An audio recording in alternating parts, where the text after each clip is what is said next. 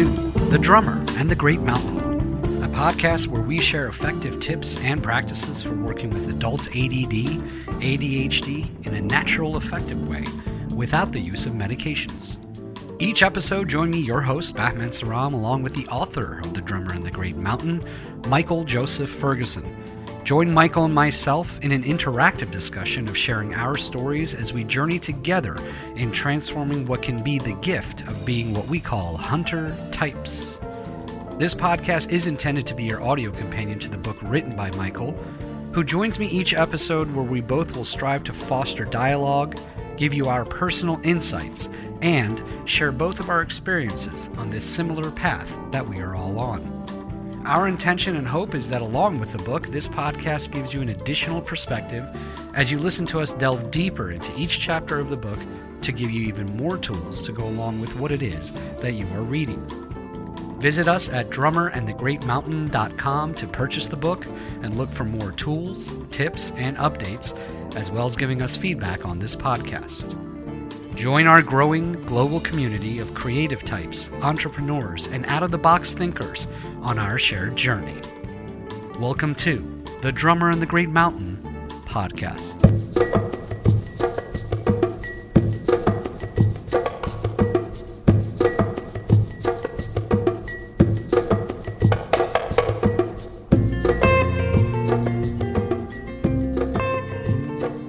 Welcome, everyone. Thanks for tuning in. I'm your host, Michael Joseph Ferguson. How are you doing? How's your 2022 going? I hope it's going well. I hope you're off to a good start. And today's episode hopefully can support that. On today's episode, we will be talking about the intending process. So here's how it works. Many of us get just stuck in flooding and overwhelm, and that leads us to procrastination. Our negative thoughts are ruling our lives. We're sitting down and we can say, okay, I've written down this task. I need to do this task. And then you start to get all the negative self-talk that comes up and you start to feel more crunched and tense. And then you find yourself feeling anxious, and then you procrastinate. So throughout the day, we have these tasks that we need to complete. They just feel overwhelming to us. And past experience and negative self-talk tend to give us a lot of mental friction that leads us to either not doing a good job on it or just procrastinating that task. So I know all of you are familiar with this. So through a daily practice of intending what you want for each segment of the day, you can override those negative associations with the task or whatever you're doing. So there's a higher likelihood of you following through and accomplishing it. So intending also gets us in touch with what we actually want. What do we actually want to have happen right now versus, oh gosh, I got to do this, I got to do that. And everything becomes a big have to. How do you get back into, I choose to do this task? And these sound like very subtle changes in thought, but they're profound and they can make a huge difference in your ability to follow through on tasks. So it's a deceptively simple but extremely powerful technique that I use every day. I use it multiple times a day, and it's something I work with a lot of my clients on. So I hope this episode is helpful to you in getting this process integrated so you can start doing it right away. Okay, so one quick announcement. Our next Alive online workshop starts February 12th. I promised you it would come. So February 12th through March 5th. So this is a 4-week workshop. This is our 10th that we've done. It goes 4 Saturdays in a row. And we're covering the 4 key areas that us hunter types usually need support in, which is life visioning and goal setting, time management, developing a wellness plan, and creating good support systems. So we've been doing this. I think we started in 2016. So each time we do it, we continue to refine and refine and refine. So I'm very much looking forward to connecting with you all if you choose to come, and you can get in. Unfortunately, this fills up right away. It may already be filled up by the time you're listening to this. So what we do is it's not just about information. It's not a course where you just sit and hear me ramble on and on about stuff. It's an interactive workshop. I'm giving you the space to do the work, and there's definitely going to be some presentation of material, but then so much of it is about the community support. It's about supporting you and getting these tools integrated. So this takes place online. So we use Zoom. Everyone's familiar with Zoom by now. So it's an opportunity for you to connect with fellow hunter types. I think this is one of the most nourishing parts of the whole workshop. So many people come in, they've been in multiple workshops, friendships have been built. So I hope you can join us. And if you're interested to learn more, you can go to drummerinthegreatmountain.com/workshop. And I will leave a link in the description of the podcast. And I hope you can join us. Okay, so before we get going into what the intending process is, let's talk about what are the challenges that we're aiming at to transform with it. So we hunter types tend to experience flooding, anxiety, overwhelm regularly. It's very, very common. So because of this, we tend to go from reaction to distraction. So we're constantly reacting to situations, and because the stress level in many ways is what's keeping us stuck in these patterns of procrastination and deciding, Facebook's more important than whatever the task is in front of us, that when we don't get it done, there's going to be some negative consequences. So when we get overwhelmed and we get into flooding, our cortisol levels go up. And your brain will start to crave some form of stimuli that will induce a dopamine release. And basically through doing that, GABA levels start to go up, and this calms us down. So your brain knows that it's not healthy for you to stay in a hyper-stressed state for long periods of time. So for many of us, this is the reason why we distract ourselves, especially when we have an important task that we need to get done. So over time, also, because of ADHD challenges, many of us have gotten into a habit of dwelling on the worst possible scenario. So instead of tackling a task and saying, okay, I'm going to do this and I'm going to do it well, all of the disappointments and challenges with follow through and emotional meltdowns all are coloring whatever the task is in front of you. So understandably, over time, we've built up all this negative self-talk. And all of this friction can really keep us stuck and not able to move through and have more productive and life-affirming patterns in our lives. So this is the terrain. This is what we're aiming at. This is another tool in the toolkit to reduce flooding, to get clarity on what we want to have happen versus getting into reaction mode and then getting into distraction mode. Okay, so what is the intending process? So basically, it's a practice of asking yourself, how do I want this to go? So you can do this for bigger things, obviously, but what I found it's most effective is just throughout your day as you transition from one thing to another, ask yourself, how do I want this next section of my day to go? So examples could be an upcoming meeting, work sprints, so that you're saying, I'm going to work on this for an hour. What do I want to have happen in that hour? Get really clear about what is it that you want to experience. Where do you want to get to at the end of this? What's the goal that you stated for yourself?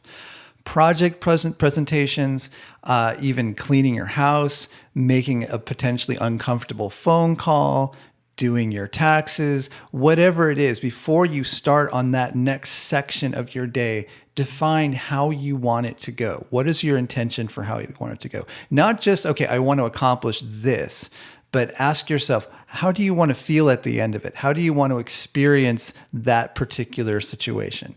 And this is, as many of you know, in sports training, this is a very common practice. They find that people perform better in sports because they train themselves to visualize how they want to perform during the game, during practice, whatever it is. They found that this increases performance. So to me, this is a practice that I use daily, and I find it invaluable because if I don't do this, what tends to happen is I will think, I'm going to think of all the reasons why this thing is not going to go well. Whether it's a phone call, whether it's a project, I can get stuck in anxiety and overwhelm. So it's always there. That anxiety and overwhelm's right at the surface. So if I don't address it with some practice or some technique, it will easily take over and the day will go in a completely different direction. So it's basically, how do you want this next segment of your day to go? And it just takes like a couple seconds. So an example would be, I intend this meeting goes surprisingly well. I feel greatly respected. I speak calmly, and the meeting leads to a really good experience for me and everyone involved. That's it. It could just be that simple.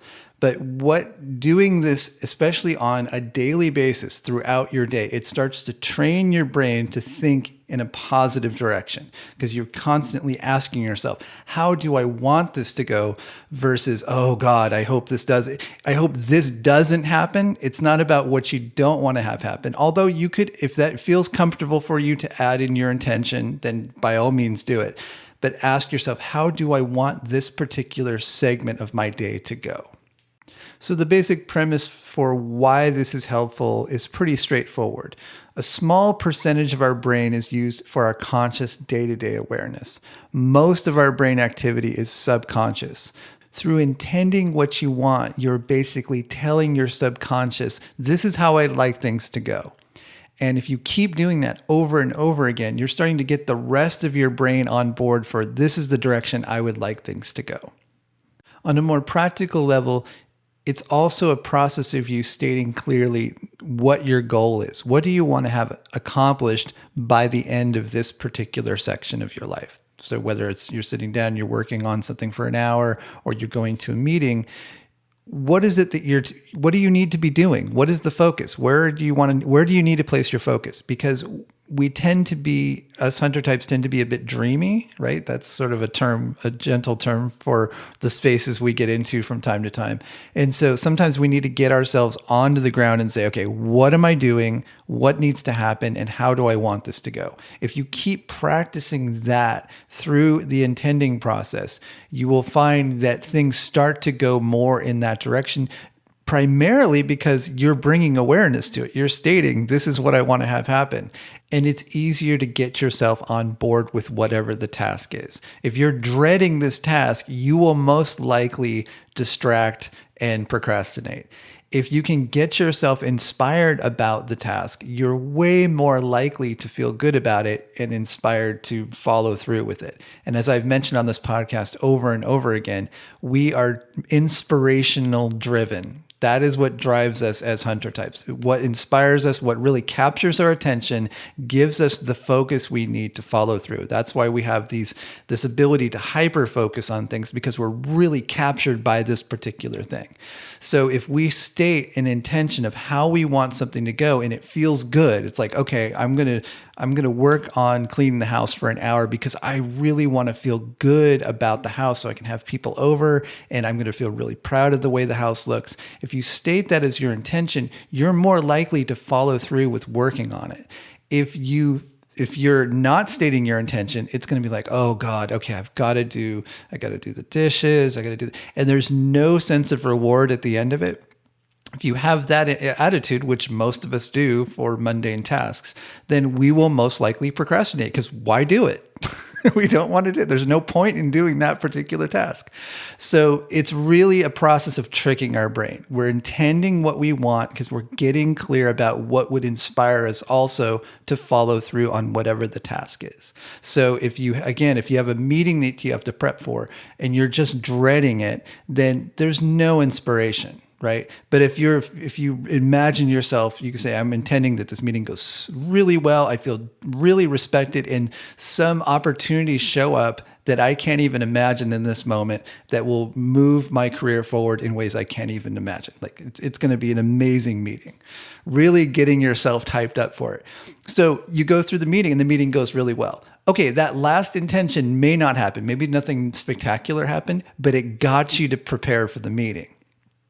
So it really is about learning how to trick your brain into following through on tasks.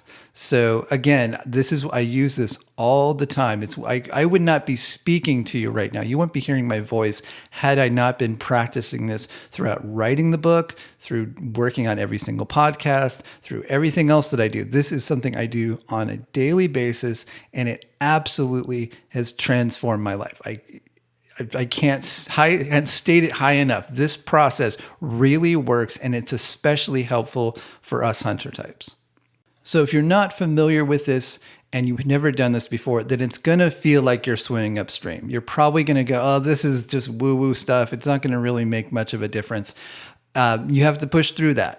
Or you go through and you set some intentions and they don't go exactly the way you want. You're like, this doesn't work, and you just let it go. I'm encouraging you to stay with the process for a while. So first step is to really set realistic expectations. If it's literally impossible for you to complete a report in one session, then break it down first and then state an intention for how you'd like it to go within this period of time. So if you're working on a report, that's an example, then state, I'm going to sit down and I'm going to work on this for an hour and I'm going to get up to the second section of it done. Okay, that's a clear intention. Then I'm going to complete this report in 20 minutes, which is completely not doable. And then you're just setting yourself up for failure. So I'm not talking about creating these giant, wildly out of proportion expectations of whatever it is you're using for your intention. Get clear about what is realistic, how you want it to go, and how you'd like to feel at the end of the experience. A warning. So this can be really difficult when you're in a funk. So when you're feeling really funky and you're like, oh God, I don't want to do anything. You're like mildly depressed. You're not going to want to do this process. That's going to really dominate your thought form. Your negativity is going to dominate what you're thinking about. That's exactly when you most need to do this. So the trick is to start doing this when you're in a good mood, so that when you get into a crappy mood, you've already built the muscle of stating your intention. So again, the process is really, really simple. It's basically 2 steps. 1, what am I intending to have happen during this upcoming time frame? Whether it's a meeting, whether it's sitting down to work, whatever it is, how do you want this to go? 2 is, how do you want to feel once it's complete? And tune into the feeling for a second of how does it feel in your body to feel like, oh, it went in the way you wanted it to go. And that's it. How do I want this to go? How do you want to feel at the end of it? And the more you do it, the easier it gets. So as you start to do it, you start to use the word I intend, just begin that. And you don't have to write this down. You can just think it. You can even just, in your head, just say, I intend whatever. And then ask yourself, how do you want to feel at the end of this? Okay. So this meeting's coming up. I'm feeling, the first thought may be, I'm feeling really nervous about it. Okay, wait a minute. How do I want this to go? I intend that I speak very clearly and confidently. The meeting goes really, really well. And at the end of the meeting, I feel relaxed and calm and peaceful and reassured. That's it. So again, you can take that into any segment of your day. And what I want to encourage you to do is do this throughout the day as you transition from one thing to another, including just going to lunch. Just set the intention that, okay, I'm going to lunch. My intention is that I have a really good lunch. I feel relaxed when I'm done with lunch, and that I feel really refreshed so that the rest of the day I'm actually really productive. So if it's difficult for you to have an inner dialogue with yourself, clearly, if it's really muddy and it's really hard for you to state clearly in your head, here's how I want it to go, then I would encourage you to either use a journal or open up a notepad on your computer or on your phone and just do the same thing. Just step 1, I intend that this goes in this direction. And 2, I want to feel like this when it's complete. So just take the process and use a journal to get yourself used to it. Ideally, you get to the place where you don't have to use the journal. You can just do it in your head. I find that's most useful because it's often not practical to do that. And it's great to be able to do this throughout your day. So as I've stated, to me, this is a very practical tool. It's not something that's mystical or metaphysical. It is something very practical that's training your brain to think in a certain way. However, What I can say is I've had some pretty crazy experiences with this that have lent me to thinking that our thoughts do have an impact on our external reality. And that has been shown to me over and over and over again. So as a bit of inspiration, I will share a couple stories. So in 1998, I was 25 years old. I had started a company. I had about 7 people working with me. It was a multimedia company.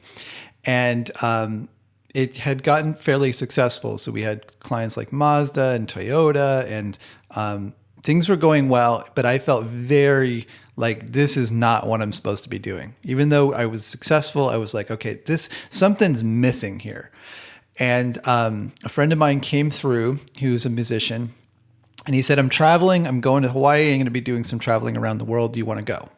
And that was kind of the invitation that I think I was like, oh, this is, I need to do this. And I remember talking to some friends and some people, and they were saying, you know what, you're young, you've been able to accomplish this, you should go for it. You should do it. And so what I ended up doing is scaling down to basically a guitar and a backpack. I handed the company over to the people that I was working with, and I got rid of just about everything. And it was a terrifying experience. It wasn't like this joyful thing. It was actually very terrifying because I had a 3-bedroom apartment and had all this stuff, and I basically got rid of everything, gave most of it to Goodwill and to friends, and sold a couple things. And I got down to a guitar and a backpack and had a one-way ticket to Maui. So I get to Maui. I'm there for a few weeks. Ended up going to Kauai, which I ended up staying there and just falling in love with Kauai. And that's where I ended up staying for a number of years. But I had got there, I didn't really know anyone. So I didn't have any resources to pull on there, and also didn't have a lot of money. I mean, I made a little bit of money from handing over the company, and I made a little bit off of it, but I didn't have a lot. And I was very protective of that money. So I wasn't spending much. So once I unplugged a bit and I had a lot more free time, so I basically was just out of a job, I played a ton of music and I did a lot of songwriting. That was, just the creative energy just came flooding through because I wasn't doing a bunch of other things. I wasn't trying to keep a whole company going. I had all this extra creative energy. And so it all went into songwriting and playing music. And so over the span of a few weeks, I was just writing and writing and writing. I thought, oh, it would be so great to have some recording equipment, to have, I need a microphone, I need a 4-track recorder, and maybe an effects box. And people that I was hanging out with, they were all very big on intending, like intend what you want, be clear about what you want. And they would say, Kauai is like, there's something really magical about living here because things just tend to show up in ways that, it's special, it's magical. And I'm like, okay, all right, whatever. I wasn't really buying it, but I thought, all right, I'll give it a shot. So I'm thinking, okay, well, this is what I want. I want a microphone, effects box, and I want a 4-track recorder. And I thought about it for a day or two, and then I kind of forgot about it and just went on and did other stuff. And so about a week later, I kid you not, some people moved into a house next door to where I was staying.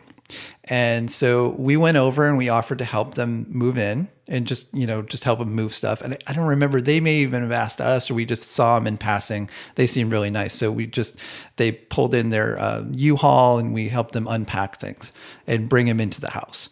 And as I was doing it, I looked down and there was a 4-track recorder. There was a microphone and a mic stand. There was an effects box. Exactly what I was intending. But I didn't say anything. I didn't say a word about it. I intentionally did not say anything. I thought, well, maybe a day or two. I don't know these people. I don't want to be rude. So I just helped them move the stuff in. And I just thought, okay, well, I definitely filed it as like, that was really interesting. Went home, got up the next day. Someone had knocked at the door, and I think I was the only one there, and it took me a while. And I thought, well, this is someone else's house, so I just thought I'd just let it go. But a little bit later, I went out, and at the doorstep was a note saying, I think you guys could use this. I know you guys are musicians. And it was exactly what I was looking. It was the 4-track recorder, the microphone, the mic stand, the effects box. So my thought was, that's just crazy. Like the odds of that happening are so small, and it's such a very specific thing that like, okay, clearly this, whatever this intending process is, it's something I at least need to pay attention to.